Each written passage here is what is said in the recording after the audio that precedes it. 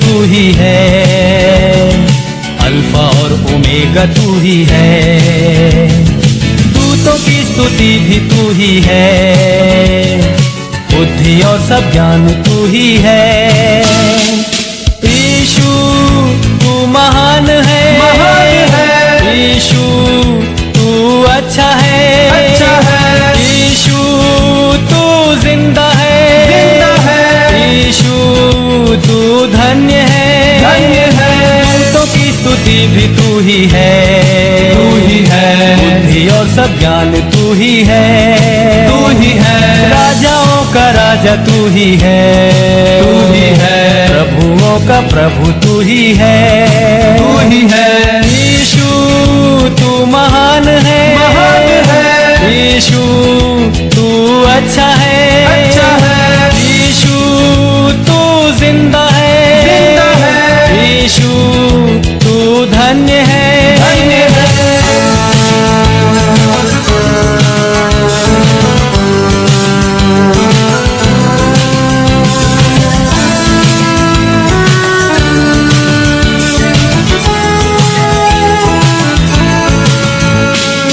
जीवन भरा पाप से मेरा, जग अंधेरा और अशुद्ध सारा, मेरे पापों से बचाने को मेरे लिए जीवन दिया है।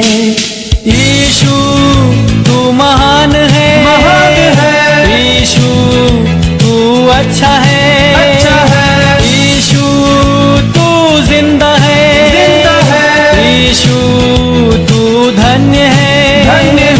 दूतों की स्तुति भी तू ही है, बुद्धि और सब ज्ञान तू ही है, राजाओं का राजा तू ही है, प्रभुओं का प्रभु तू ही है, यीशु तू महान है, यीशु तू अच्छा है, यीशु तू जिंदा है, यीशु तू धन्य है।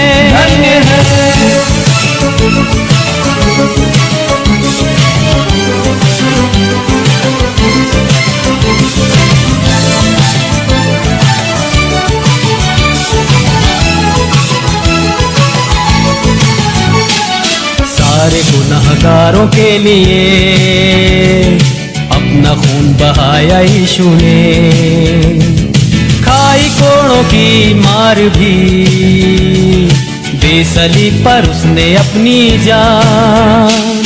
यीशु तू महान है, यीशु तू अच्छा है, यीशु तू जिंदा है, यीशु तू धन्य है। दूतों की स्तुति भी तू ही है, बुद्धि और सब ज्ञान तू ही है, राजाओं का राजा तू ही है, प्रभुओं का प्रभु तू ही है, यीशु तू महान है, यीशु तू अच्छा है, यीशु तू जिंदा है, यीशु तू धन्य है।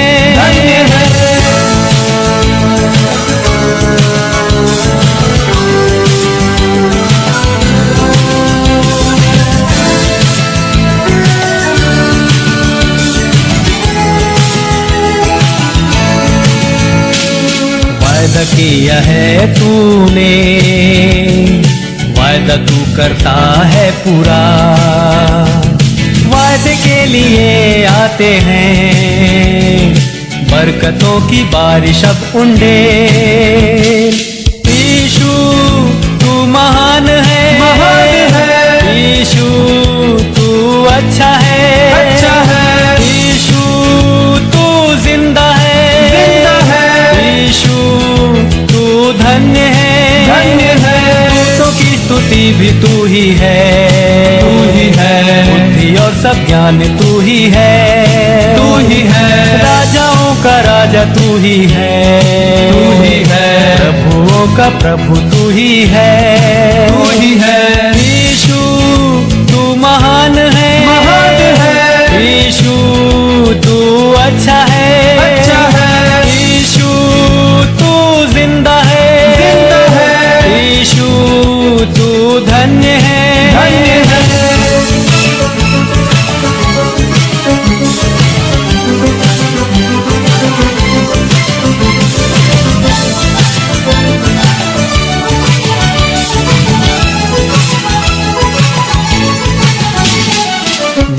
करने आने वाला है, न्याय के साथ राज करने को। धर्मियों को लेकर न्याय से सिंहासन पर राज करेगा। यीशु तू महान है, यीशु तू अच्छा है, यीशु तू जिंदा है, यीशु तू धन्य है, दूतों की स्तुति भी तू ही है, बुद्धि और सब ज्ञान तू ही है, राजाओं का राजा तू ही है, प्रभुओं का प्रभु तू ही है, यीशु तू महान है, यीशु तू अच्छा है, यीशु तू जिंदा है, यीशु तू धन्य है, दूतों की स्तुति भी तू ही है, बुद्धि और सब ज्ञान तू ही है, राजाओं का राजा तू ही है, प्रभुओं का प्रभु तू ही है, यीशु तू महान है, यीशु तू अच्छा है, यीशु तू जिंदा है, यीशु तू धन्य है, यीशु तू महान है, यीशु तू अच्छा है, यीशु तू जिंदा है, यीशु तू धन्य है, यीशु तू महान है, यीशु तू अच्छा है, यीशु तू जिंदा है, यीशु तू धन्य है।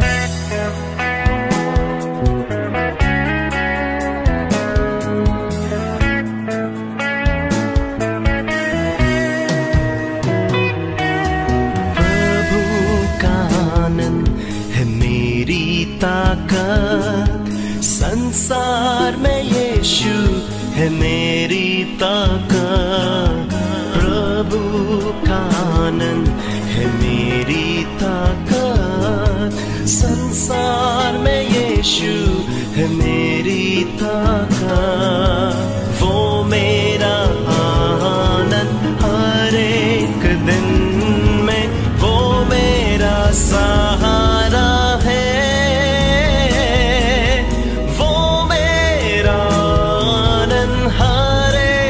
दिन में वो मेरा सहारा है।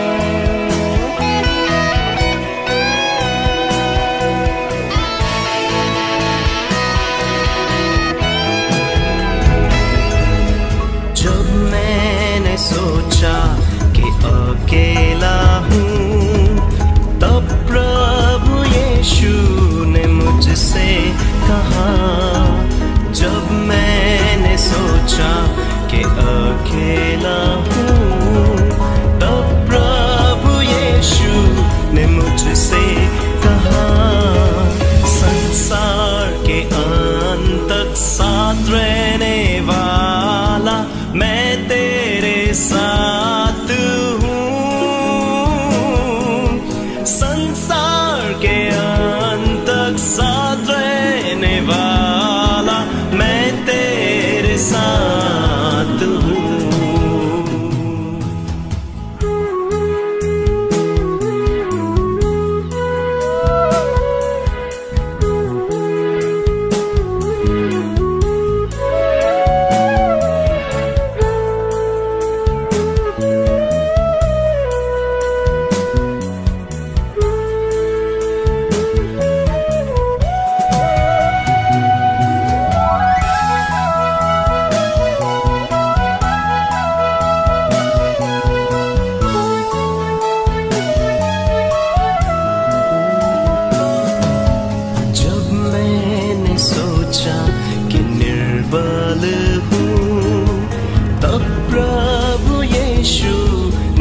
मुझसे कहा, जब मैंने सोचा कि निर्बल हूँ, तब प्रभु यीशु ने मुझसे कहा, शक्ति देने वाला, सामर्थ देने वाला, मैं तेरे साथ हूँ।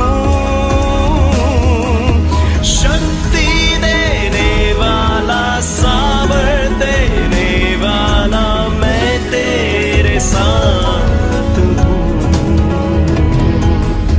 Hallelujah, hallelujah, hallelujah, hallelujah, hallelujah, hallelujah, hallelujah.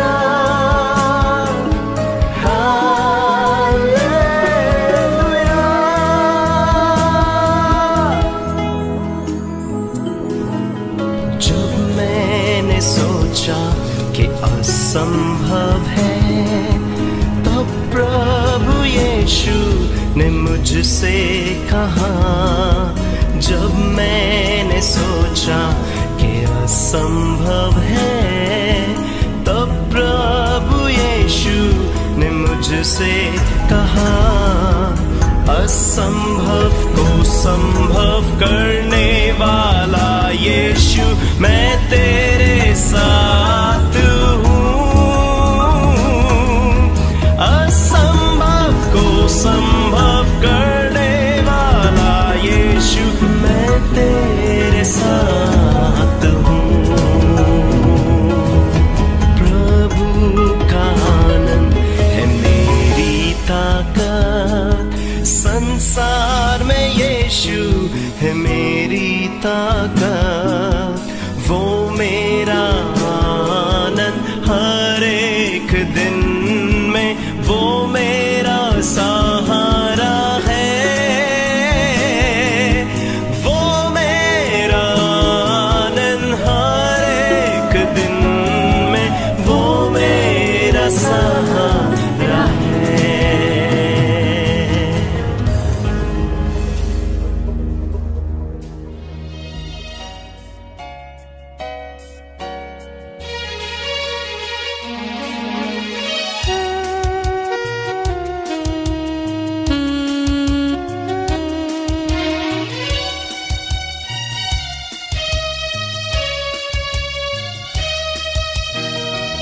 भरपूर जीवन तेरे लिए,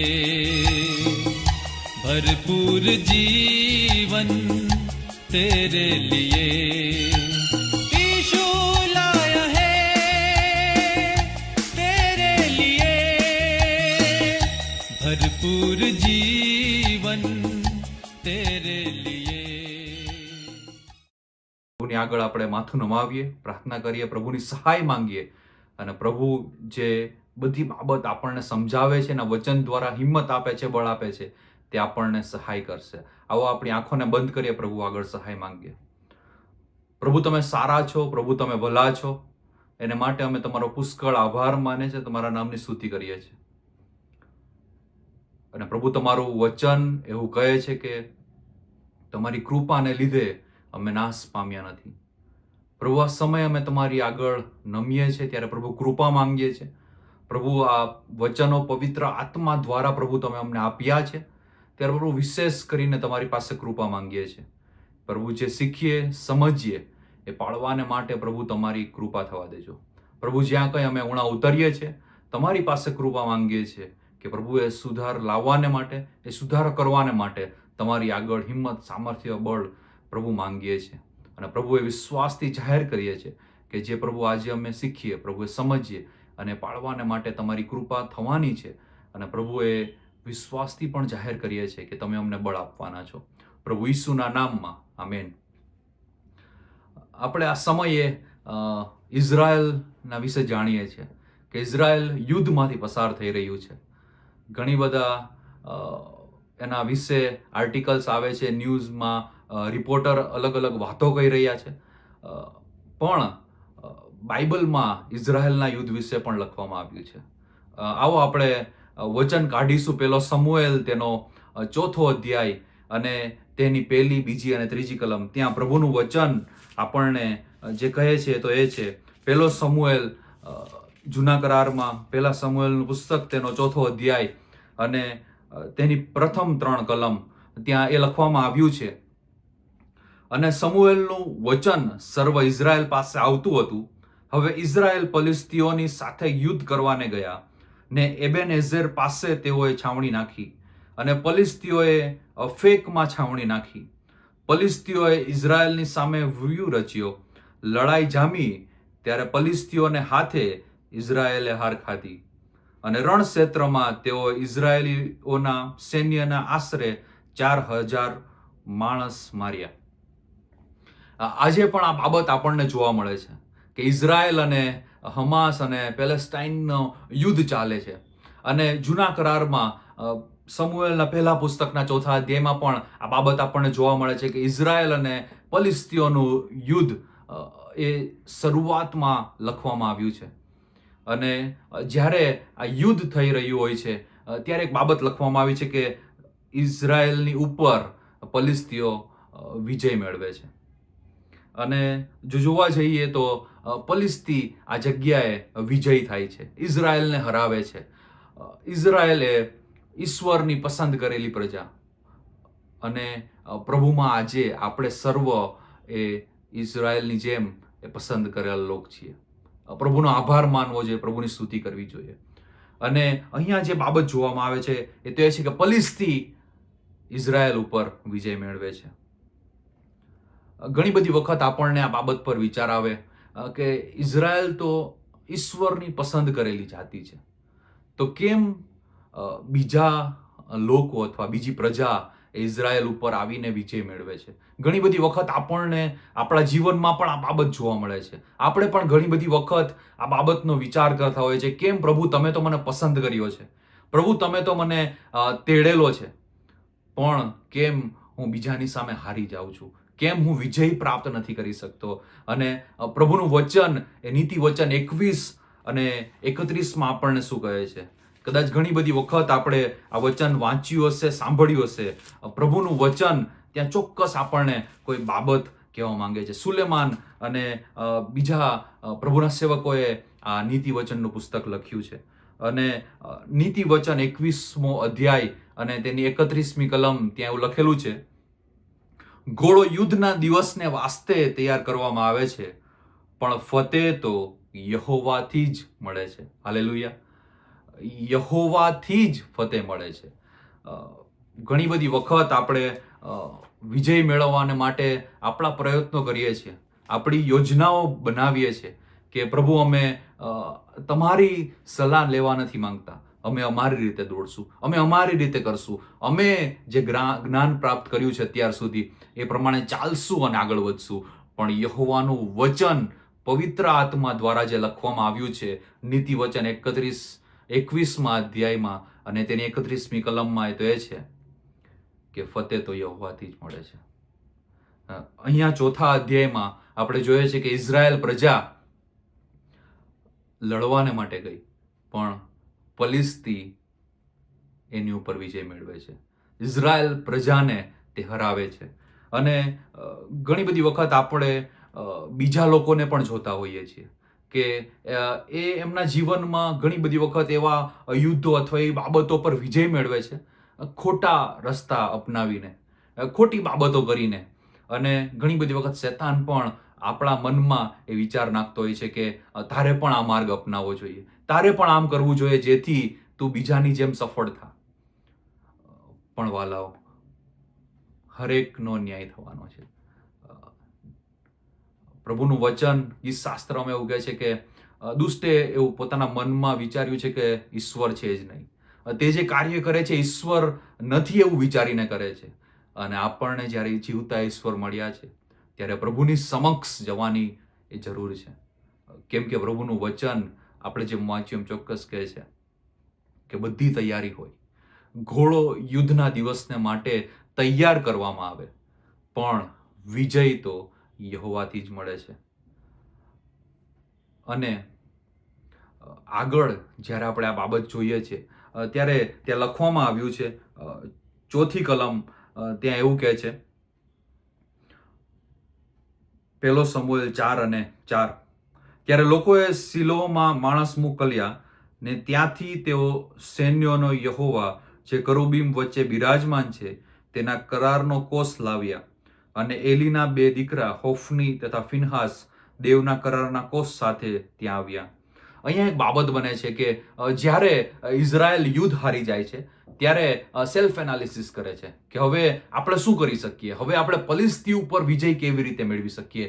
ત્યારે એક બાબત જે જોવા મળે છે એ તો તેઓ નક્કી કરે છે, બધા વડીલો અને જે પ્રભુમાં આગેવાન હોય છે એ લોકો નક્કી કરે છે કે હવે આપણે એક બાબત કરવાની જરૂર છે. એ તો શું છે? શિલોહમાંથી એ કરાર કોષ હવે આપણે આ છાવણીમાં લાવવાની જરૂર છે. વહાલાઓ, શિલોહ એક જગ્યા હતી, જે જગ્યા હતી ત્યાં મુલાકાત મંડપ, અને મુલાકાત મંડપમાં જે પરમ પવિત્ર સ્થાન હતું ત્યાં આ કરાર કોષ મૂકવામાં આવેલો હતો. અને જ્યારે ઇઝરાયલ હારનો સામનો કરે છે ત્યારે તેઓ વિચાર કરે છે કે હવે આપણે કરાર કોષ આપણી મધ્ય લાવીએ, આ છાવણીમાં લાવીએ, અને આ કરાર કોષ જે લખેલું છે કે યહોવા કરુબીમની વચ્ચે બિરાજમાન છે તેના વડે આપણને વિજય મળશે. આવો આપણે આગળ જોઈએ કે ત્યાં શું થાય છે. અને 6ઠી કલમથી આપણે આગળ જોશું. 1 સમુએલ 4 અધ્યાય અને તેની 6ઠી કલમ ત્યાં લખેલું છે, જ્યારે ફિલિસ્તીઓએ હોકારોનો અવાજ સાંભળ્યો ત્યારે તેઓએ કહ્યું કે હિબ્રુઓની છાવણીમાં આવો મોટો હોકારો કેમ થાય છે? અને તેઓ સમજ્યા કે યહોવાનો કોષ છાવણીમાં આવ્યો છે. આથી ફિલિસ્તીઓ ભયભીત થયા, કેમ કે તેઓએ કહ્યું કે દેવ છાવણીમાં આવ્યો છે.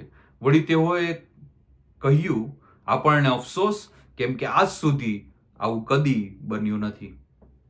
હવે જે બાબત બને છે એ તો એ છે કે જ્યારે કરાર કોષ છાવણીમાં આવે છે ત્યારે ઇઝરાયલ પ્રજાએ હોકારો કરે છે, અવાજ કરે છે. અને ફિલિસ્તીઓને જ્યારે ખબર પડે છે કે આવું કેમ અવાજ આવી રહ્યો છે, કેમ હોકારો થઈ રહ્યો છે, અને એમને ખબર પડે છે કે કરાર કોષ છાવણીમાં લાવવામાં આવ્યો છે. અને જ્યારે આ કરાર કોષ છાવણીમાં લાવવામાં આવે છે ત્યારે તેઓ બી જાય છે. તેઓ કહે છે કે દેવ છાવણીમાં આવ્યો છે. એ કરાર કોષની મહત્વ, એ કરાર કોષનું મહત્વ એ ફિલિસ્તીઓ પણ જાણતા હતા. અને જો આપણે આગળની કલમમાં એટલે 8મી કલમમાં વાંચીએ તો ત્યાં લખેલું છે કે તેઓ શું કહી રહ્યા છે, ફિલિસ્તી પ્રજા એ શું કહી રહી છે, આપણને અફસોસ, આ પરાક્રમી દેવોના હાથમાંથી આપણને કોણ છોડાવશે? જે દેવોએ મિસ્રીઓને રાનમાં સર્વ પ્રકારના મરાઓથી માર્યા હતા તે એ જ છે. ફિલિસ્તી પણ આ બાબતમાં સાક્ષી પૂરે છે કે આ એ જ ઈશ્વર છે કે જેણે ઇઝરાયલને મિસરમાંથી છોડાવીને બહાર લાવ્યા હતા. આ એ જ ઈશ્વર છે કે જેણે એ પાછલા સમયમાં મિસ્રીઓ ઉપર વિજય પ્રાપ્ત કરાવ્યો હતો. અને આ બાબત આપણે જો આપણા જીવન માટે વિચારીએ તો આપણે જ્યારે કોઈ બાબતમાં પાછા પડીએ છીએ ત્યારે પ્રભુની પાસે આપણે ઘણી બધી વખત જતા નથી, અથવા ઘણી બધી વખત જઈએ છીએ. અહીંયા જે બાબત લખવામાં આવી છે એ તો એ છે કે ઇઝરાયલ પ્રજા એ કરાર કોષ લાવે છે.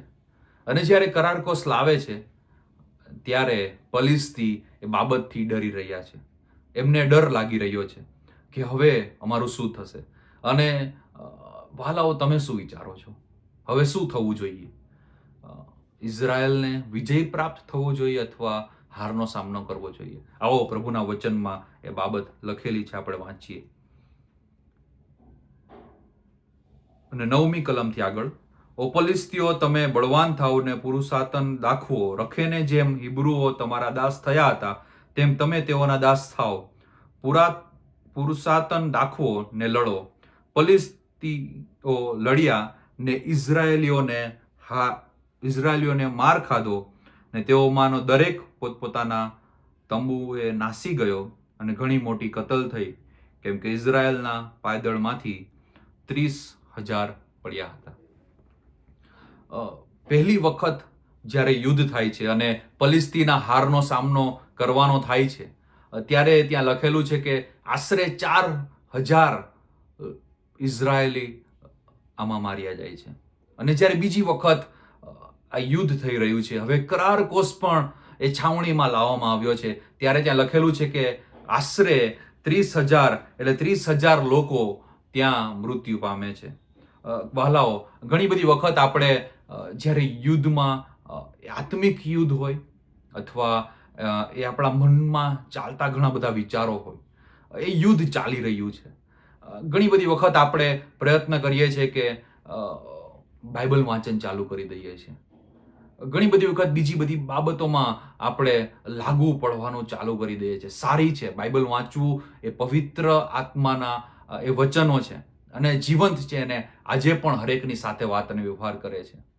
પણ અહીંયા જે બાબત લખેલી છે એ તો એ છે કેમ પ્રભુ એમને આ વિજય નથી આપી રહ્યા, કેમ એ ઇઝરાયલ પ્રજા આ બાબતમાં વિજય નથી મેળવી રહી. અને આગળ જો જોઈએ તો અહીંયાથી એવું બને છે કે પલિસ્તીના હાથમાં એ કરાર કોષ આવી જાય છે.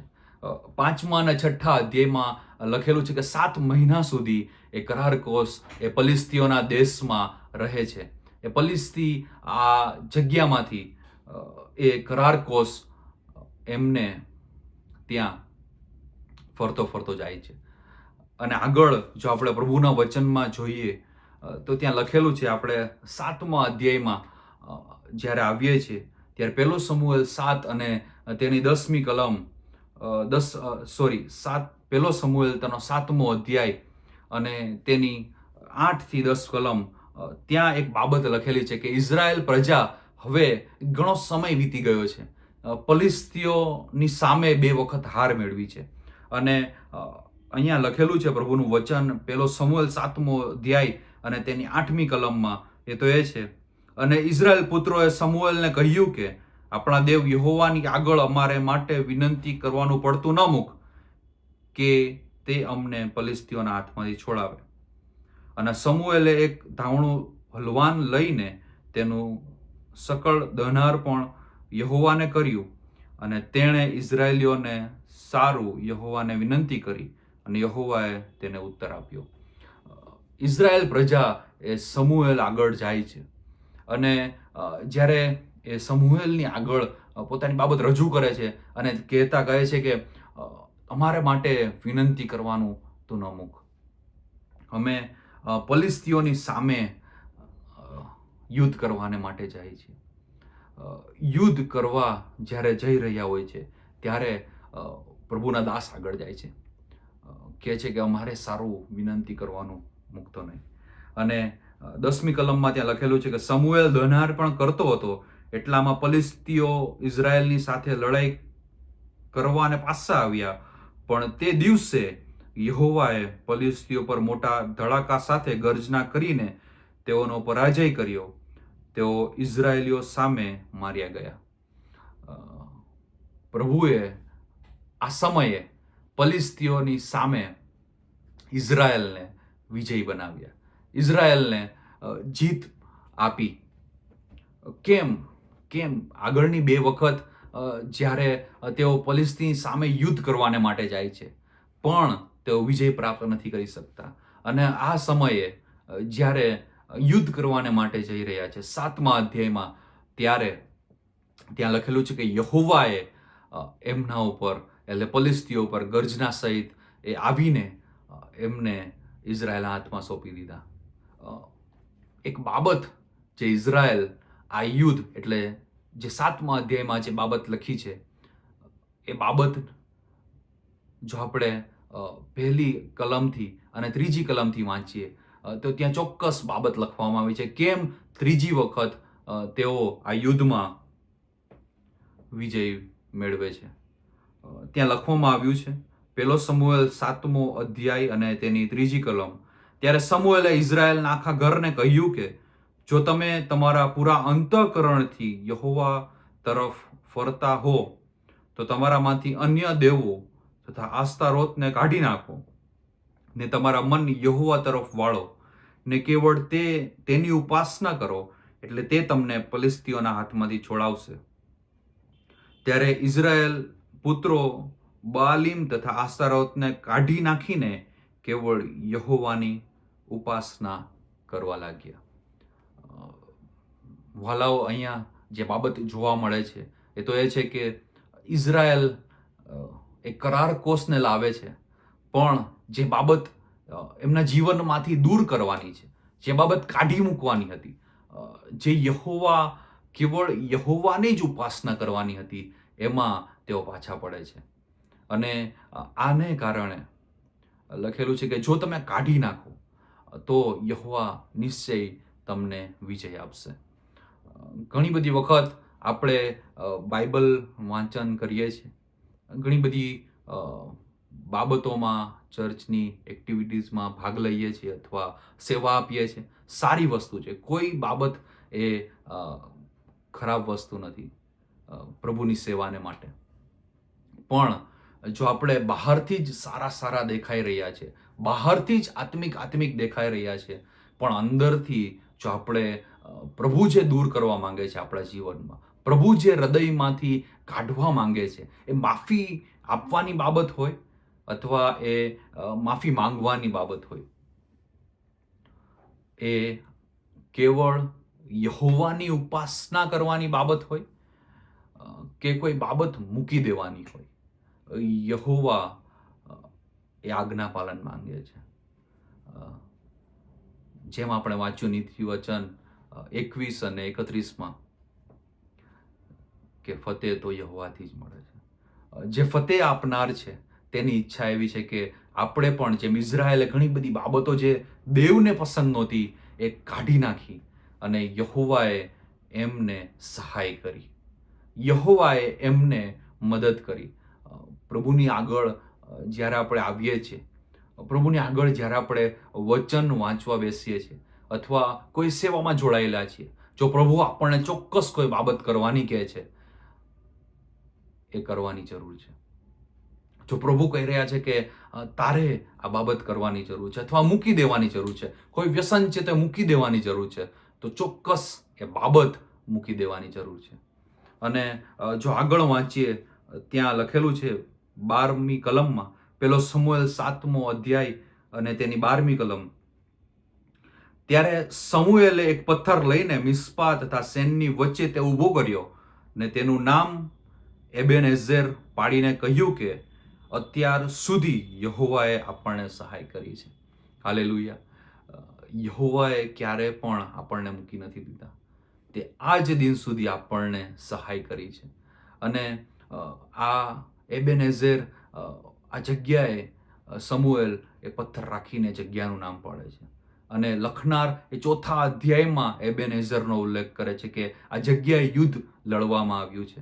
યહોવા ચોક્કસ એ દરેક બાબતમાં આપણી સહાય કરવાને, આપણી મદદ કરવાને તૈયાર છે. પણ શું આપણે જે પ્રભુને પસંદ નથી એ બાબત છોડવા માટે તૈયાર છીએ? શું એ બાબત પ્રભુ જે નથી ચાહતા આપણા જીવનમાં, શું એ મૂકી દેવા આપણે તૈયાર છીએ? ચોક્કસ આ સમયે આપણે પ્રભુમાં વિચાર કરવાની જરૂર છે. પ્રભુમાં આપણે જ્યારે પ્રભુના વચનો વાંચીએ છીએ ત્યારે એ સમજીએ, શીખીએ અને પાળનારા બનીએ. અને એ જ મોટો આશીર્વાદ છે. જો પ્રભુના વચન ખાલી આપણે વાંચીએ છીએ, સાંભળીએ છીએ અને પાળતા નથી, તો પ્રભુનું વચન કહે છે કે આપણે પોતાને છેતરીએ છીએ. આ સમયે પ્રભુની આગળ આપણે નમી જઈએ, પ્રભુની આગળ સહાય માંગીએ કે પ્રભુ આ બાબત મારાથી નથી થઈ શકતી, અથવા પ્રભુ હું આ બાબતમાં પાછો પડું છું. પ્રભુ ચોક્કસ તમને અને મને હરેકને જે પ્રભુ પાસે આવે છે તેની નિકટ છે, તેની નજીક છે અને તેને સહાય કરવાને તે શક્તિમાન છે.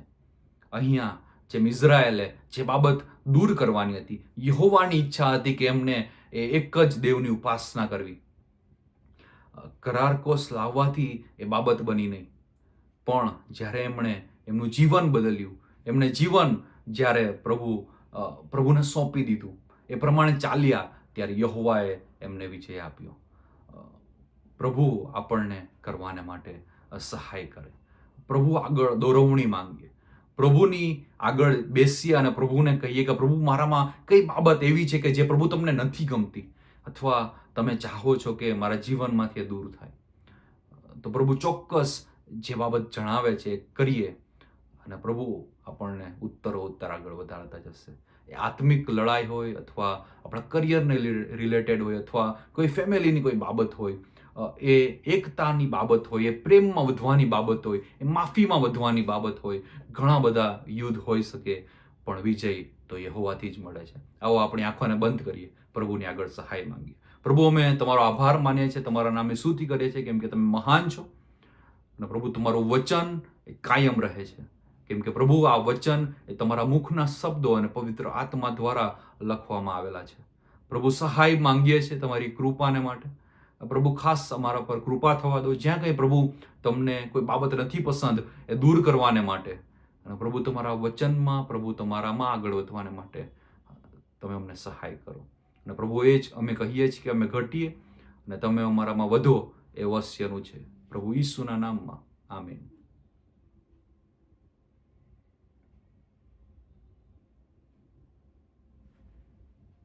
हर मुसीबत की जंजीर से छुड़ाने वाला है तू, हर बिगड़ी जिंदगी को बनाने वाला है तू. मेरी जिंदगी की कश्ती तूफानों में है घिरी, पर ए मसीह मेरा रखवाला है तू. हर मुसीबत में मुझको संभाला, हर मुसीबत में सबको संभाला, वो रखवाला यीशु है रखवाला.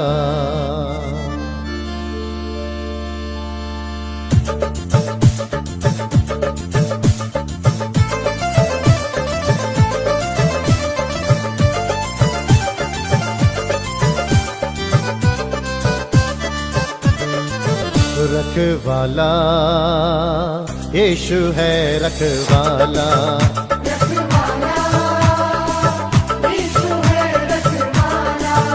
रखवाला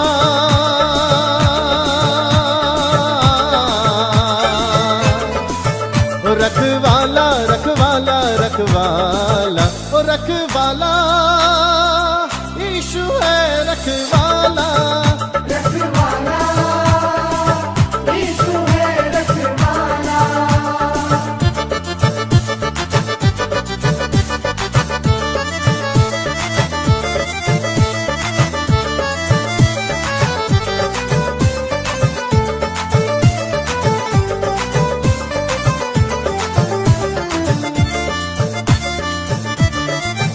हर मुसीबत में वो काम आया मुझे,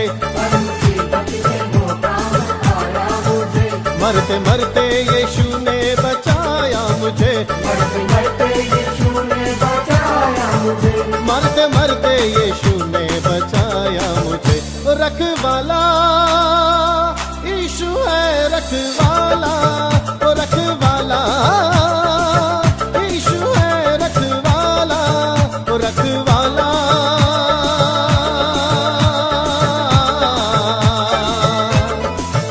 रखवाला रखवाला रखवाला रखवाला यीशु है रखवाला.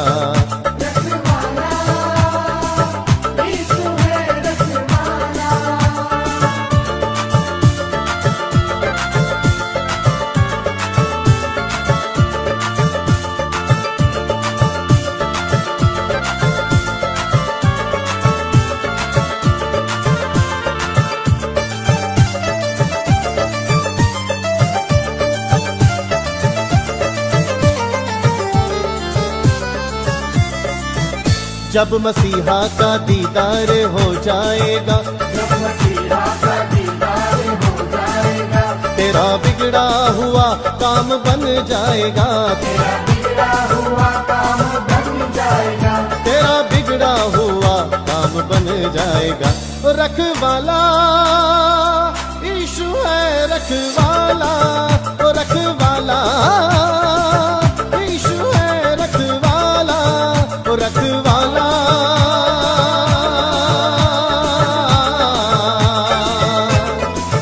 रखवाला रखवाला रखवाला रखवाला यीशु है रखवाला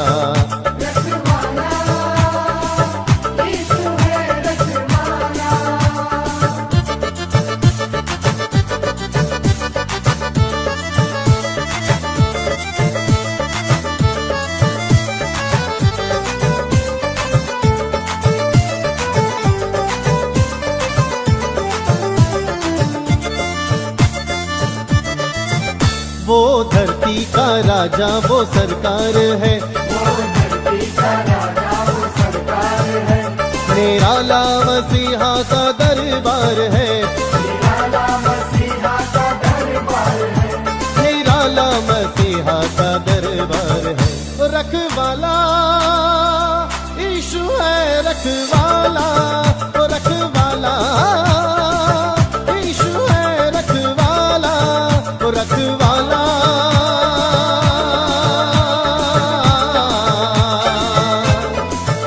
रखवाला रखवाला रखवाला रखवाला यीशु है रखवाला रखवाला यीशु है